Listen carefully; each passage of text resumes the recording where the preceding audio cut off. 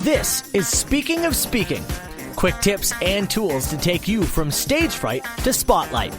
This podcast gives you an inside look from the world of public speaking and the speaking secrets you need to be bold from the stage, no matter what business you're in. The host of Speaking, Carl Richards. Thank you, Matt. Yes, it's another edition of the Speaking of Speaking podcast, and I am so blessed to have a very special guest today.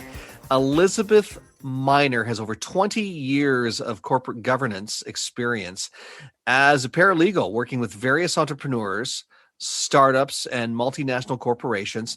She's pinpointed a key area found missing. It's emotional intelligence in leadership.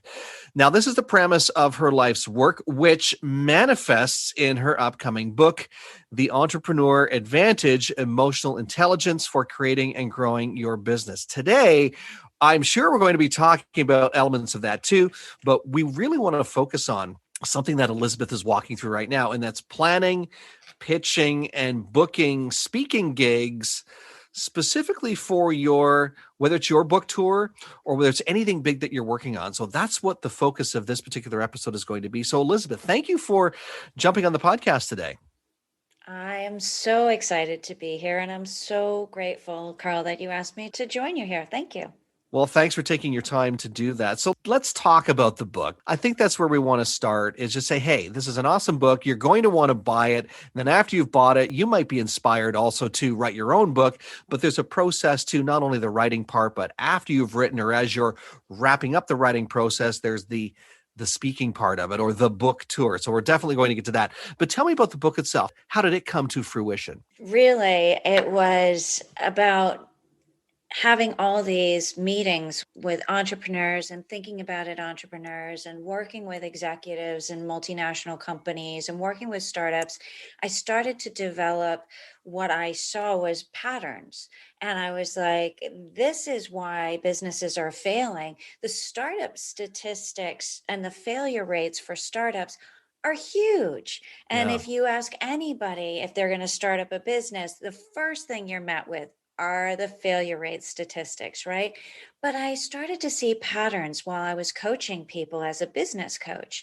And with all the years of my corporate experience working with startups and then doing the coaching experience, I was seeing how different elements of emotional intelligence was actually manifesting in a business. And it was actually doing it was increasing failure rates, or it was increasing success rates. If you were strongly versed in your emotional intelligence, you had better success rates. And if you were not really aware of it, and if you had struggles in areas of emotional intelligence, it really trips you up in multiple places in your journey.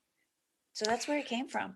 And I certainly, you know what, I think you hit the nail on the head when you said how many startups or how many people that first couple of years in business just they don't make it. And there's reasons for that. And I like the fact that in your research and in working with people that you've realized that part of it is the emotional intelligence. That's one of the factors. And of course, this is something that you'll be talking about on your book tour because it's the premise of the book, right? So exactly. So obviously it'll be coming up as a key topic, but one of the things that you're in the throes of, right? And I want to ask you, when did this journey begin? Not the writing journey, but the planning and the pitching. But that's what you're doing, is you're getting set to go on a book tour. So when did that process begin for you? Or gosh, well, so here's the thing that most people get taken by surprise about is writing a book is not about writing a book. Same thing with any kind of a product launch, right? It's not the thing, that's only the start of the thing. And so when it comes to, and you must have found this with your own podcast, right? You start the podcast, but that's not the only thing. You don't just hook yourself up to a microphone and a camera, start recording, and then you're done. That's the thing. No, you've got to market, you've got to promote, you've got to do all the things that go with that. Same thing with a book tour that so many people are surprised by. And that's even if you have a real brick and mortar publishing, traditional publisher house. It's amazing to learn for me anyway, it was that even those people that have brick and mortar traditional publishing houses actually have to promote the book themselves a majority of the time. So that was something that I was like, well, if they're not doing that piece, then I'll just self-publish and I'll do my own book tour the way I want to do it. So that's where that started. Was I actually found out early on when I decided I was going to self-publish, this is what else is involved in this. Mhm. Let's talk about that process, because I think it's one that, like you said, a lot of people don't know what goes into. In some cases, they don't even know where to start. Like, Mm. once they know it's a deep pool, sometimes they don't want to dive in. They go, nope, too scary. Don't want to go into that at all. So for you, what have been some of the steps that you've taken? And I'm glad, by the way, that you indicated that launching a podcast is very similar, and it is, because there so much marketing goes into it. Yes, turning on the microphone and recording episodes like we're doing today, that's a part of it, but the bigger component is the marketing. It is letting people know that this is coming, and it is as you said, the planning, the pitching, and the booking. So let's walk through it step by step. Let's start with planning. What's been some of the experiences, or what's been in the planning phase for you? Well, one of the things that I started to do right away was I went to start researching what other conferences were out there that I would be an appropriate speaker for. So I started to do that. And to be honest, what I know from a number of people that are starting out in the speaking world is that's really where things stop for some people. They look Mhm. for conferences and that's where they stop. And I don't know how much you know about me, but I don't want to be told by anybody that those are your only options. And so I will make more options. And so that's where it really started, was let me look at what's out there that's already out there, and I will pitch my speaking topic, my book, to other people. But then there are other people that this is suitable for, and I'm not going to wait for somebody else to say I can speak on their stage. I'm going to make Mhm. my own darn stage. So that's what I started to do is, all right, define my audience. And this is for any type of a product, right? Sure. Define my audience, then find them, and then how can I make a stage for them? So it, for me, my audiences are entrepreneurs and thinking about it entrepreneurs. And so then I knew my audience, and so I'm going to co-working spaces and I'm pitching to them to say, hey, I have a book that will help your clients.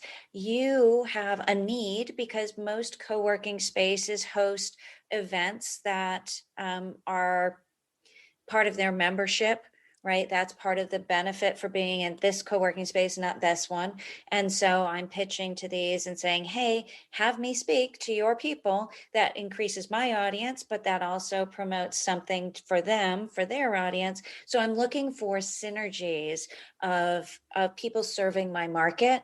And then I'm pitching the idea of what I can give to them and what they can give to me. I'm looking for win-win opportunities there. That's a great way to look at it, and I think that one of the things that you mentioned really resonated with me, and it was, and I think we get caught up in this headspace, especially as entrepreneurs, and we're writing a book and we think, okay, part of going on the book tour circuit, so to speak, is just going from conference to conference to conference to conference, not realizing that we can create our own experiences, we can create our own events, we can, like you said, like with the workspaces, those shared workspaces, most of them, as you said, they do hold events.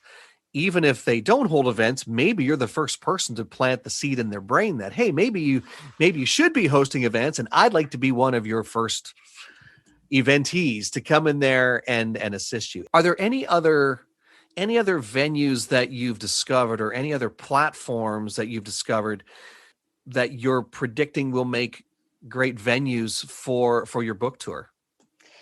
So, what I've additionally identified, and I have a team that's working with me, we've really brainstormed around where is my audience located, and they're in Chamber of Commerce events, they're in meetups. There are a million meetups for these entrepreneurial groups. So I'm finding my audience in every location. So I'm just brainstorming, where can I get a group of entrepreneurs together, and then pitching to them for their audience. So Chambers of Commerce's SCORE and SBA, organizations that serve entrepreneurs. So any type of things, I'm just looking everywhere for that.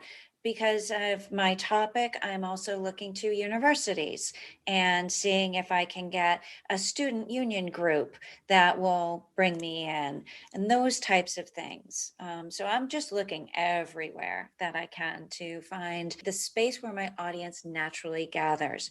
Now, the other fun thing I'm doing is I sat down with my team and I said, what people usually think of when they think of an entrepreneurial life, they think of Tim Ferriss's 4-hour work week. They think of, the I can work for 4 hours and then I go surfing, and then I just sit on the beach with my laptop and I work. So I said, let's do a beach volleyball book launch. Let's do that, because let's blow up this idea that this is what people think about, and I'll speak, we'll have some fun, and we'll riff on the idea. So we're doing all those kinds of things, just getting creative and having a fun time with it. That's ingenious. It's a phenomenal. I mean, not too many book launches happen on the beach. Right. And so hopefully I can get some publicity around that as well, because whoever does something like this, well, if you know me at all, this is like, oh, yep, that's Elizabeth. That sounds like her. Oh my goodness, I'm so excited for that. That's phenomenal. That's a great idea. Part of the process, of course, is not just getting the speaking gigs, but also knowing, once you have those gigs and you have your schedule, you need to know exactly how you're positioning yourself on the stage. So what is it that you want to talk about? And I think this is another thing that sometimes entrepreneurs, as they're getting set to do their book tours or their launch of whatever it is, they forget that, okay, what's the purpose of me being there? And I know we talked about this off microphone just before we started recording, but do you know exactly what it is with the venues, with the engagements that you're creating, what the goal of them are? In other words, where you want that to go? What's the next step for the audience? I believe if you grow your emotional intelligence, you will increase your odds for success in your venture. And people want the magic pill, they want the hack, they want the secret sauce. And I'm telling them it's going to take time, and you're going to have to really get deep into how you think, what behaviors are driven by what emotions, and how you can move through that. So my speaking is simply an introduction to this concept. It is, here's what it is, here's how it plays out. This is the connection. I'm going to show you how it connects. And that's my goal as a speaker. From there, if they're curious, my idea is to get them curious and to understand that, oh yeah, there's something to this maybe. And then they'll look to buy the book, which is what the speaking tour is the calling card for. So then they buy the book, which then brings them a little bit deeper into their own developing of their emotional intelligence. Now, when they've gone into the book, then there's often going to be a subset of that community that's like, wow, I want to do more.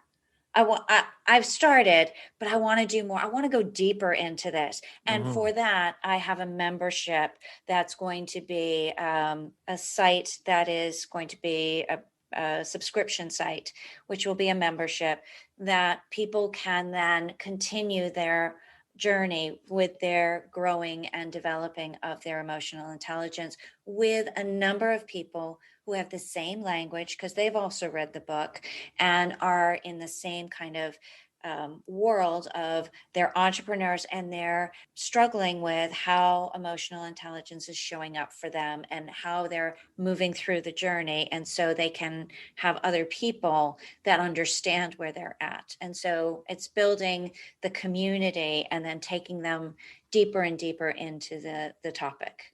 So let me ask you this question, just so I'm clear and that we're clear with the audience. By the way, we're chatting with Elizabeth Miner, and she's giving us a lot of great insights for planning, pitching, and booking speaking gigs, whether it's for your own book or really anything big that you're working through, whether it's a program or a new line of your business, a product, whatever it is. But let me ask you this question, because I just want to be clear that I've got this right. So you're not just selling your book. You're not just pitching your book from the stage.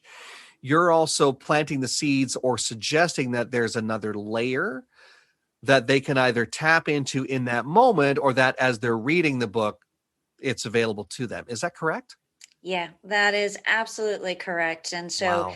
this allows them multiple choices, and it allows them to sit with the idea and go, yeah, no, and then run into, because they will run into this some point into their journey. And then they're going to be like, what was that book again? What was Right. that lady's name?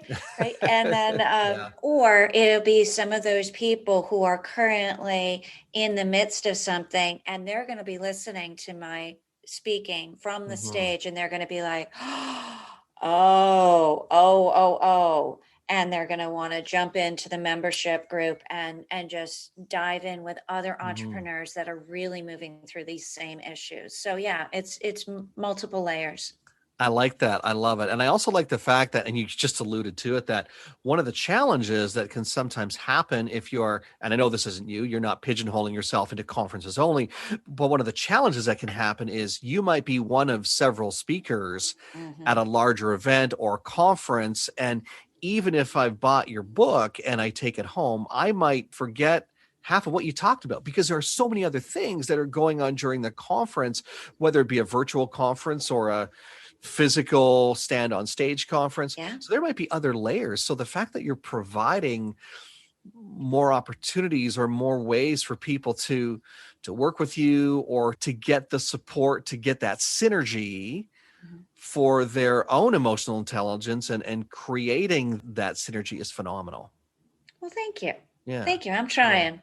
I'm trying to meet people where they're at. This is a very interesting topic, and I've been in entrepreneurial groups online, and I've broached the topic, and it's interesting the different reactions I get, and it depends on what the situation is. But sometimes I get a lot of resistance to the idea, and then as we talk through it, I get the maybe, but and I've hit something, and I'm just Yeah. like, I just encourage you to entertain the opportunity that this might be what's going on. What's the, just out of curiosity, what's the resistance? What type of resistance are you Ego, getting sometimes? Sorry? ego. I'm sorry. I just it was right there.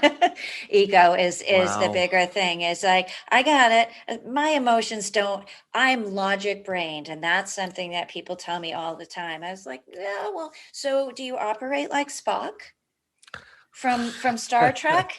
And they're like, well, nobody operates like Spock. I'm like, well, that's logic brained. And Yeah. actually, our decisions are emotionally based, and we are emotional. We are still human. Even though entrepreneurs are a different kind of human, we are still human. We are making decisions out of our emotional, with some emotional input. And that is how, if we understand that and understand what might be at play, we can then work with that. So, but that's some of the resistance. It's the ego, that emotion is getting in the way. Nope, I know what I want. And I'm telling you, this, it crosses all industries, it Yep. crosses all countries, it crosses whether you're funded or not, if you're bootstrapping or you're VC funded, doesn't matter what product, it crosses everything. It's so true. And I the best example I can think of, and I'm sure you can, name off several and have worked with several companies and entrepreneurs and such, but the best example, and I'll share this with my clients, and I think I've shared this even on podcasts, where there's a reason why as you go through your grocery store, the chips and the candy bars are there. If we were making logical decisions and the store was making decisions based on your health, because we all know better health comes from the celery sticks and the carrot sticks, that's where they would be, is in the checkout counter. But no, it's the potato chips and the candy bars, because we have an emotional connection to the first time we opened our favorite candy bar that just happens to be right there screaming at us again. Or, oh yeah, you know what? I could go for a bag of potato chips right now because just because. So certainly if that's even the simplest of examples, I can imagine from a business perspective and doing a deeper dive into industries and corporations, how it's even more exposed. Yeah, it's really incredible. And we are humans, and we take all of our experiences that we've had growing up and we bring them into our businesses. It just is. And so these two things interplay. And I would say it interplays very strongly with speakers as well, because there's all those demons and there's all those things. You're not good enough, the imposter syndrome, all those things that come up for entrepreneurs are things that can be addressed through a stronger emotional intelligence. And this is the things that we face as speakers. There is a lineup you get on when you get that conference gig and you look at one of those speakers, and and you're like, oh my God, this person, can I do this? And then you think to yourself, wait a minute, they put me on this stage next to that person. I can do this. I got this. And you have to walk yourself through that, right? But it's all that it's emotional intelligence plays in everything. And speakers are just a different type of an entrepreneur. And it's the same type of thing. It's funny you mentioned that. I remember sharing the stage with somebody who trained me. So one of my coaches, fairly early on in my business, who trained me how to sell from the stage. And here I am sharing a stage with this person. And here I am selling from the stage, and I'm pitching a service, and I'm like, oh my goodness. And there's my mentor potentially watching me in that moment going, so I saw your presentation and I just want to give you some feedback. So, but I can certainly see the ego, or certainly the mental exercises that we go through. All the stories. Oh my goodness. Oh, phenomenal. That time that you spoke in third grade and everybody laughed at you, that comes up the minute you step on stage, right? And so those experiences that you have as a child or growing up or at any point, they come with you when you go to the business. So it's in dealing with those and recognizing those, and then you can actually move through them and use them going forward.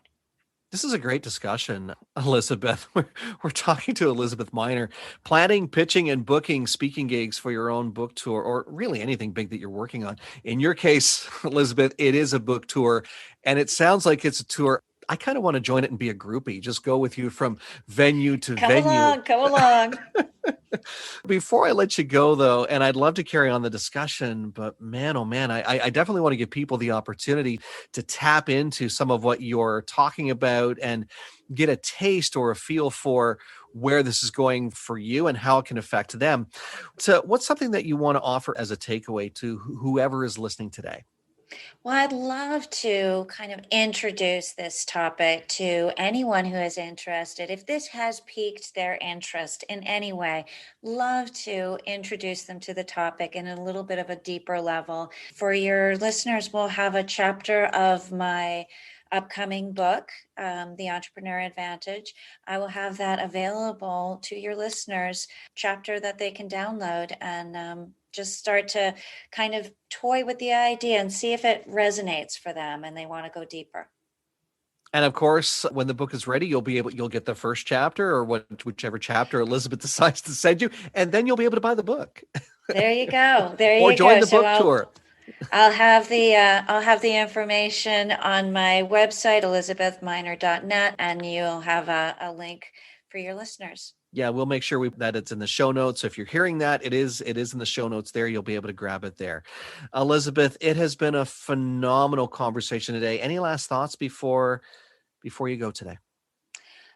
Really, I just think that, the whole idea about don't wait for somebody to give you a stage. If you have something that you feel like you are capable of bringing some information to the table that hasn't been said or hasn't been said in your way, don't wait for somebody to make a stage for you. Go out there, figure out who your audience is, and make your own stage and just get out there and do the thing. I love it. That's a great, great final thought. Elizabeth Miner, she is the author of The Entrepreneur Advantage, Emotional Intelligence for Creating and Growing Your Business. You'll be able to grab that first chapter from her. Again, the links are in the show notes. And of course, when the book is ready, you'll be able to grab the book too, and maybe even join her on the book tour. Elizabeth, thanks for joining me today. Thank you so much, Carl. It's been an absolute pleasure. Until next time, get out there and own the platform. Thanks for listening to the Speaking of Speaking podcast. Fired up about something you heard today? Want to learn more? Be sure to visit carlspeaks.ca. And don't forget to follow Carl on Twitter @CarlRichards72 or join the Facebook group Speaking of Speaking.